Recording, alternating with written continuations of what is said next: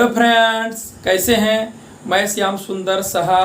अभी आप लोगों को हम क्लास 12 फिजिक्स के यूनिट 2 में धारा घनत्व यानी करंट डेंसिटी का एसआई मात्रक और बीमीय सूत्र निकालना सिखाएंगे। ठीक है, यानी क्लास 12 फिजिक्स के यूनिट 2 में धारा घनत्व करंट डेंसिटी जिसका सिंबल जे होता है, बहुत ही इम्पोर्टेंट और मज़ेदार टॉपिक है। अभी हम लोग धारा घनत्व यानी करंट डेंसिटी का एसआई मात्रक और डायमेंशनल फार्मूला यानी बीमीय सूत्र को निकालना सीखेंगे बहुत ही इजी तरीके से। तो चलिए निकालना सीखते हैं। धारा घनत्व का सिंबल होता है कैपिटल जे। क्या होता है? कैपिटल जे होता है। ठीक है, तो पहले हमको जानना होगा कि धारा घनत्व किसे कहते हैं, किसको कहते हैं। तो देखिए, धारा घनत्व किसको कहते हैं समझते हैं हम लोग बहुत इजी तरीके से। बोलता है किसी धारावाही चालक के प्रति एकांक क्षेत्रफल से गुजरने वाले विद्युत धारा के मान को धारा घनत्व कहा जाता है। क्या बोला?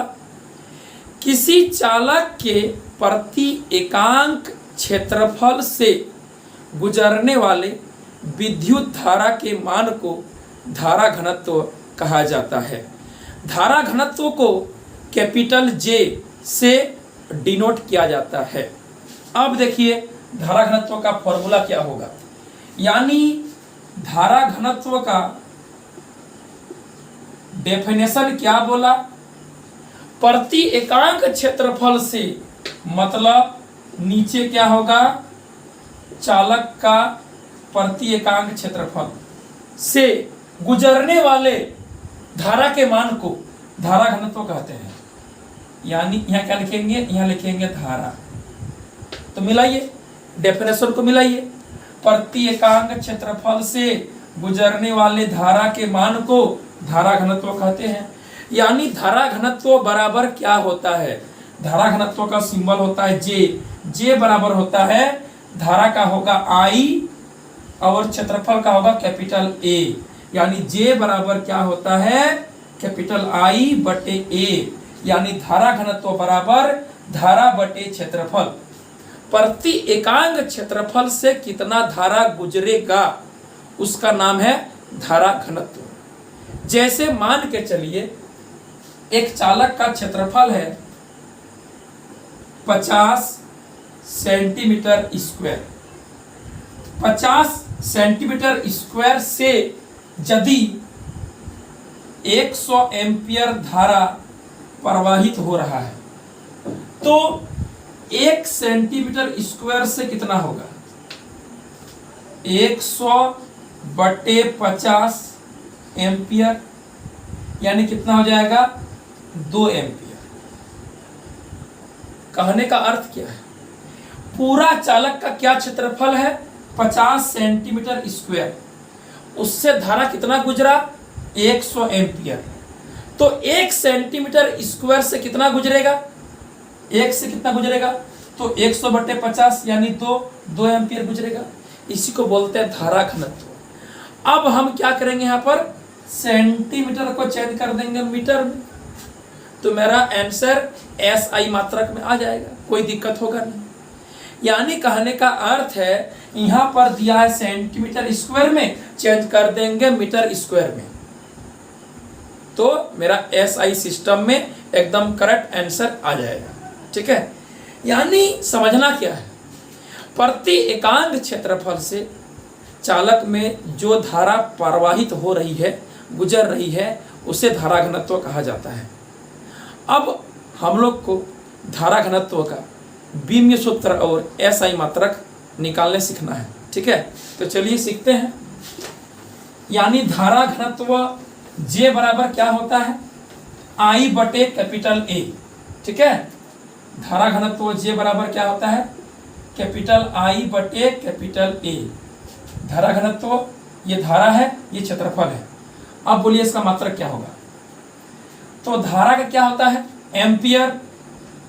और नीचे क्या है एरिया, तो एरिया का होता है मीटर स्क्वायर, यानी एम्पियर प्रति मीटर स्क्वायर। याद रखिएगा, क्या पढ़ेंगे इसको, एम्पियर प्रति मीटर स्क्वायर, एम्पियर प्रति मीटर स्क्वायर। ठीक है, धारा घनत्व का ऐसा ही मात्रक होता है। आपको ये दिमाग में ठूस लेना है कि धारा घनत्व J बराबर होता है I बटे A। I मतलब धारा, मात्रक होगा एम्पियर, और कैपिटल A मतलब एरिया, मात्रक होगा मीटर स्क्वायर, यानी एम्पियर प्रति मीटर स्क्वायर को इस तरह से भी लिख सकते हैं। धारा घनत्व का ऐसा ही मात्रक एम्पियर प्रति मीटर स्क्वायर होता है।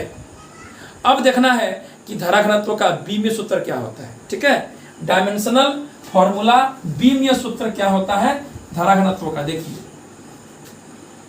धारा यानी I का होता है A, ठीक है, और ये क्या है A मतलब एरिया है, तो एरिया का होता है L स्क्वायर, मतलब 2 गो लंबाई का स्क्वायर, 2 गो लंबाई है। ठीक है, तो A L पर -2 हो जाएगा आपका धारा घनत्व का बीमीय सूत्र। याद रखिएगा, J बराबर I बटे A, I मतलब धारा, उसका बीमीय सूत्र होता है A, और कैपिटल A क्या है एरिया है, तो एरिया में 2 गो लंबाई है, तो लंबाई का स्क्वायर मतलब L का स्क्वायर होगा, L का स्क्वायर होगा, जाएगा ऊपर, तो A L पर पावर -2, ये आपका धारा घनत्व का बीमीय सूत्र हो गया।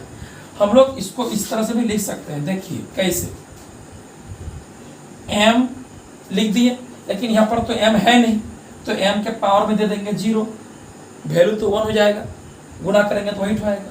ठीक है, जो नहीं रहेगा उसको लिखना है यदि बीमीय सूत्र में, तो उसके पावर में देना है 0। ठीक है, हम यहाँ पर M लिख रहे हैं, यहाँ M नहीं है, तो M के पावर में क्या देंगे 0 देंगे। अब M के बाद लिख रहे हैं L, तो L है तो L पर पावर -2। ठीक, उसके बाद लिख रहे हैं T, तो T है, T नहीं है तो T के पावर में 0। ठीक, अब लिखेंगे A, तो A है, A के पावर में कितना है 1 है, तो 1 दे देंगे, हो गया। यानी बीमीय सूत्र में क्या होता है, M होता है, L होता है, T होता है और A होता है। मेरे यहाँ पर A था और L था, हम चाह रहे हैं कि इस बीमीय सूत्र को MLTA के रूप में लिखें, MLT और A के रूप में लिखें। तो क्या करेंगे, यहाँ पर तो M नहीं है, T नहीं है, तो उसके पावर में दे देंगे 0 और उतार देंगे, यानी M के पावर में 0, L के पावर में -2, T के पावर में 0, A के पावर में 1 हो गया। याद रखिएगा, यदि बीमीय सूत्र में MLTA है तो कोई दिक्कत नहीं है। यदि इनमें से कोई 2 है, कोई 1 है, और हमको सबको साथ में लिखना है, सबके रूप में लिखना है, तो उसके पावर में 0 देंगे जो उपस्थित नहीं है। यहाँ पर M नहीं था, T नहीं था, तो M और T के पावर में क्या दे दिए 0 दे दिए, बाकी सब तो वही है। ठीक है, तो इस तरह से हम लोग बीमीय सूत्र को लिख सकते हैं, बहुत इजी है। आप मेरे चैनल को सब्सक्राइब कीजिए, आपको बहुत फायदा होगा। हम ये 100% दवा के साथ कहते हैं कि यदि आप एक इंटर के स्टूडेंट हैं तो मेरे चैनल को ज़रूर सब्सक्राइब कीजिएगा। आपको फिजिक्स हो, मैथ हो, इकोनॉमिक्स हो के ढेर सारे कॉन्सेप्ट, ऑब्जेक्टिव, न्यूमेरिकल हमारे चैनल में आते रहते हैं, आपको हमारे चैनल के अंदर मिल जाएंगे। बहुत सारे ऑब्जेक्टिव हैं, बहुत सारे SI मात्रक हैं, बीमीय सूत्रक हैं, आपका इकोनॉमिक्स का ऑब्जेक्टिव है, फिजिक्स का ऑब्जेक्टिव है, मैथ का ऑब्जेक्टिव है। मैथ का कुछ इंपॉर्टेंट वीडियो है, फिजिक्स का तो है ही, बना ही रहे हैं, और आपका इकोनॉमिक्स का तो होता ही है। ठीक है, मेरे चैनल को सब्सक्राइब जरूर कीजिएगा। हमारे वीडियो को देखने के लिए आपको बहुत बहुत धन्यवाद। मिलते हैं फिर अगले वीडियो में, तब तक के लिए बाय बाय, थैंक यू।